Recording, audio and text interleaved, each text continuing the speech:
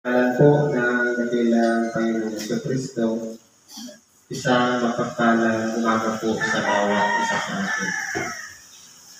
Una po, kanina nagkaroon tayo ng panalangin. Kumbaga, ano man ang ating mga kahilingan sa Diyos, lahat ng yan ay ipinararating natin sa Kanya. Para makausap natin siya, kinakailangan natin idaan sa panalangin. At ngayon po, ito naman yung panahon upang ang Diyos naman ang makikipag-usap sa atin sa pamamagitan ng salita ng Diyos. Gagamit siya ng bibig upang siya mapatalakay at mapapaliwanag ng mga ebanghelyo na nais ng Diyos na iparating sa bawat isa sa atin. Una po, sa mga magulang, kung hindi po nabalitaan na ito ay nagtutulungan, nagkakaroon ng gamutan para maibsan ang karamdaman ng ating katawang naman. Ang karamdaman po ng tao, dalawa po rin. Una, yung karamdaman pisikal. Ikalawa, karamdaman spiritual. Ang karamdaman pisikal, ito po yung mga sakit ng ating mga kalamnan, sakit na nadarama o mga nadarama ng ating katawang laman. Nariyan na yung mga iba-ibang sakit, ulcer, hyper, acidic, ubo, sipon, at kung ano-ano pang mga karamdaman. Ang ikalawa pong karamdaman, yan naman po ang kakulangan natin sa spiritual na bagay, sa makatuwid ang pagkikisa sa Diyos, na kahit araw ng pagsamba, nakakaligtaan natin. Sabi sa salita ng Diyos, hindi lamang sa tinapay na bumuhay ang tao, kundi sa bawat salita na lumalabas sa bibig ng Diyos. Ibig pong sabihin, kapag ang tao kumakain ng pagkain material at ito'y nalilipasan kung hindi nagagawa ang oras ng pagkain, nagkakaroon po ng kahinaan at karamdaman. Ganon din naman, sa oras ng pakikinig ng Ebanghelyo, pinapakain naman natin ang ating mga kaluluwa at espiritu ng tinapay ng buhay sa makatuwid ang salita ng Diyos. Ito naman po ang nagpapalakas ng ating espiritu, ng ating kaluluwa upang labanan ang mga hamon ng buhay. Pagkaminsan, dahil po sa kakulangan natin ng pakikinig ng Ebanghelyo, minsan po ang ating pag-iisip may hangganan, may limitasyon. Pero kapag nandiyan po ang salita ng Diyos na nananahan sa ating mga puso, nagkakaroon po ng pagpapalansi ang lahat ng bagay. Kung kaya po tayo ay nagtatagumpay dito sa ibabaw ng sanlibutan, sa kabila ng mga pagsubok na dumarating sa ating mga buhay. Well po, bigyan natin ang buhay ang ayon sa Ebanghelyo ni Apostol Mateo sa Kapitulo 18, versikulo 21 hanggang sa 35. Nang magkagayoy, lumapit si Pedro at sinabi sa kanya, Panginoon, magkailan magkakasala ang aking kapatid laban sa akin na siya'y aking patatawarin? Hanggang sa makapito? Sinabi sa kanya ni Jesus, hindi ko sinasabi sa inyo hanggang sa makapito, kundi hanggang sa makapitong-pito. Kaya kung titingnan natin, dalawa po ang nag-uusap dito. Si Simon Pedro, nagtatanong sa kanyang sarili, dahil siya'y nasa katawang laman, na kung magkakasala ang ating kapatid, makailang ulit ba nating patatawarin? Hanggang sa makapito lang ba? Halimbawa, ipalalagay natin sa ating sarili. Ang isang tao nagkasala sa atin ng 7 ulit sa loob ng isang araw.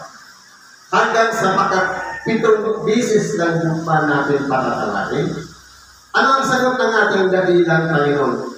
Hindi lang sa makapito o 7 ulit nating patatawarin, kundi sa makapitong-7. Sa English, 70 times 7 equals 490.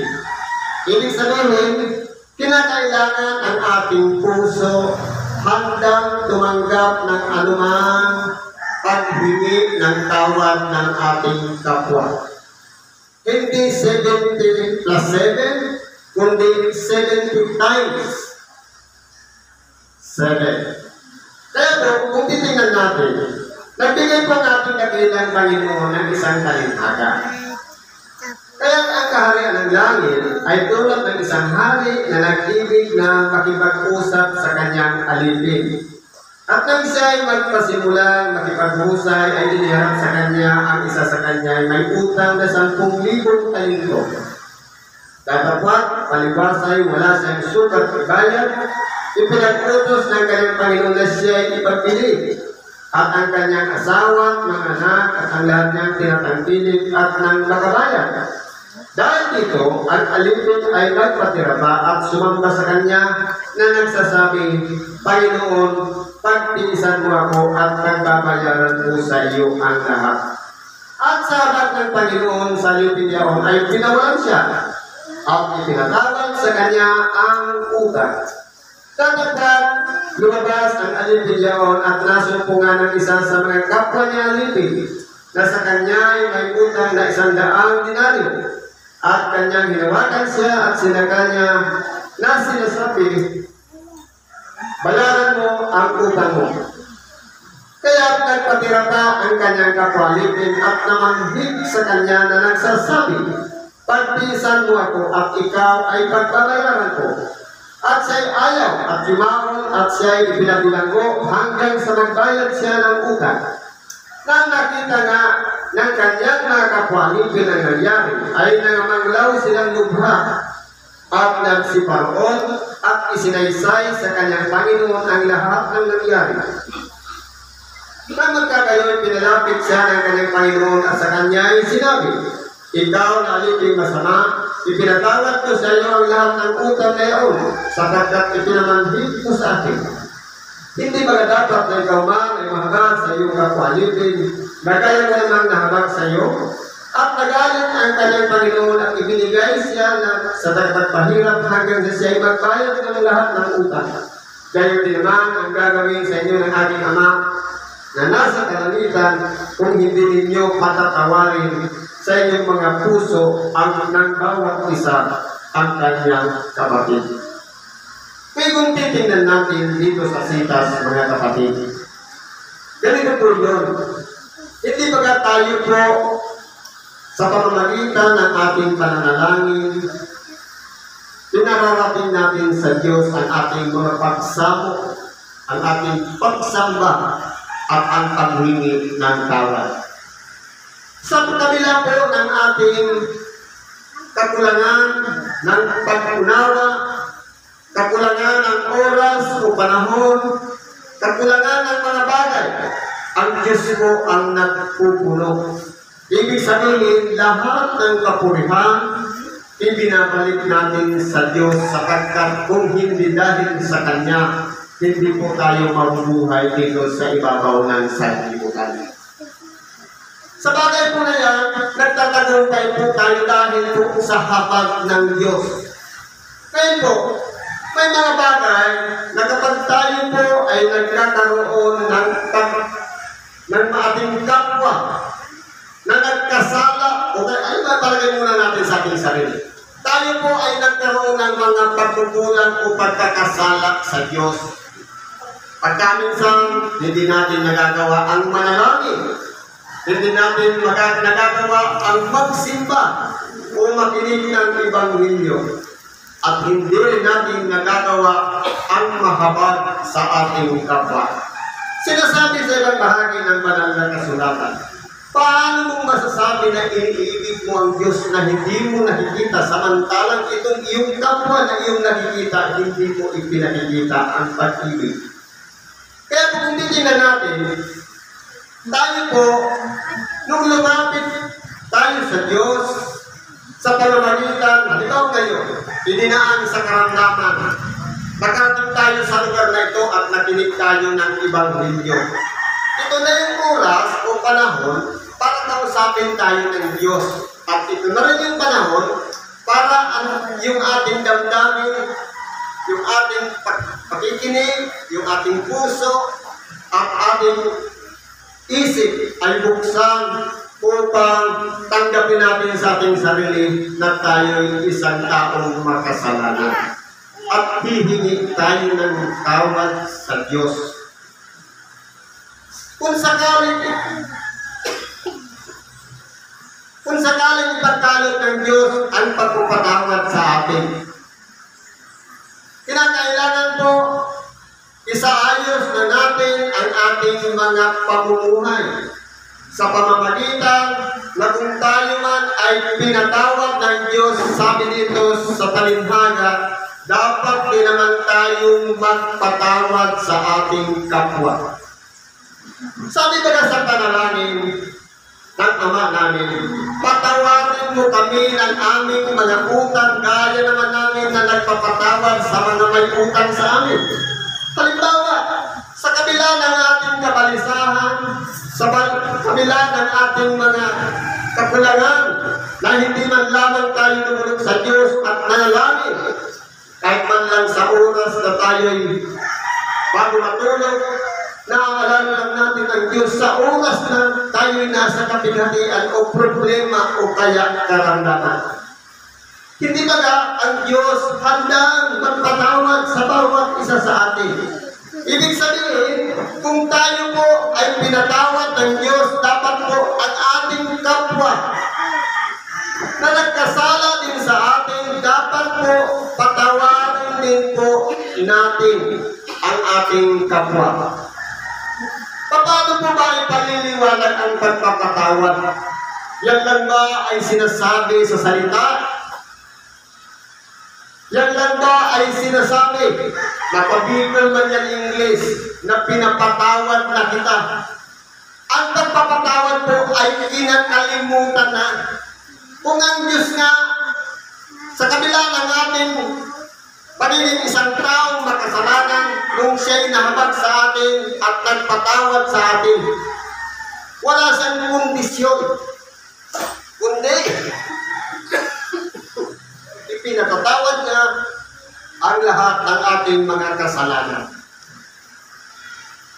Dapat din po tayo, kung kinalimutan na ng Diyos ang datihan nating pagkatao, ang lahat ng mga nagawa nating mga pagkakasala, dapat din naman tayo sa oras na magkasala ang ating kapatid, kahit matagal man yan, kahit bago man yan, kinakailangan mo kalimutan na rin natin ang pagkakasala ng ating kapwa. Ngayon po kung halimbawa, nauungkat at naaalala natin, pagka minsan bumabalik at nananariwa sa ating pag-iisip, na meron pa rin katigas o kabigatan sa ating mga puso, ibig sabihin, hindi pa po natin napatawad. Sapagkat ang pagpapatawad ay ang paglimot na nang nagawang kasalanan. Yan po ang pamantayan ng Diyos. Kung tayo man po ay naging suway noon, nung pinatawad tayo ng Diyos, hindi na niya inaalaala pa ang lahat ng nagawa nating pagkakasala. Dapat ganun din po, kung anong pamantayan ng Diyos, na tayo'y pinatawad, kinalimutan na ng Diyos ang mga lahat ng ating nilabag, dapat din naman sa oras ng ating kapwa na nagkasala sa atin, humihirit tawad, kinakailangan po nakalimutan na rin natin ang kanilang mga kasalanan. Kaya kung titingnan natin, mga kapatid, hindi po ang pagpapatawad sa salita na sabihin natin, I forgive you, kundi Ang pagpapatawad, hindi na inaalaala ang mga nakaraan. Kapag yan ay binabalik-balikan, inuulit-ulit na sabihin, pinatawad na kita. Pero may kabigatan pa rin. Ibig sabihin, hindi ka po yan napatawad. Wala kang buwan. Ang Diyos sa ating puso, para pagunahan tayo, dapat ang nananahan dyan, hindi na yung dati nating pagkatao, kundi kinakailangan mabuksan yan upang sa ganun makapanahan dyan ng Diyos sa ating puso at siyang manguna upang tayo naman ay makapagpatawad sa ating kapwa. Kaya kung tayo man po, may mga kim-kim pa, may mga kabigatan pa sa ating puso, sa pamamagitan po ng aral na ito, sabi ng ating dakilang Panginoon, hindi baga pinatawad kita dahil sa malaki mong utang, dapat ka rin naman magpatawad sa may utang sa iyo. Ibig sabihin, ang kasalanan po siyang utang na dapat natin ihingi ng tawad sa ating kapwa at ihingi din natin ng tawad sa Diyos. Kung humihingi tayo ng tawad sa Diyos at pinatawad tayo, dapat din naman tayong magpatawaran sa isa't isa. Sapagkat kinakailangan po lahat sa bawat isa sa atin manahan ang Espiritu Santo upang sa ganon mabuhay tayo sa Diyos at sama-sama tayo doon sa kanyang kaluwalhatian sa pagbabalik niya dito sa ibabaw ng sanlibutan bilang ikalawang pagkakataon na tayo na ay makasama niya doon sa buhay na walang hanggan. Salamat po at pagpalain tayo ng Diyos.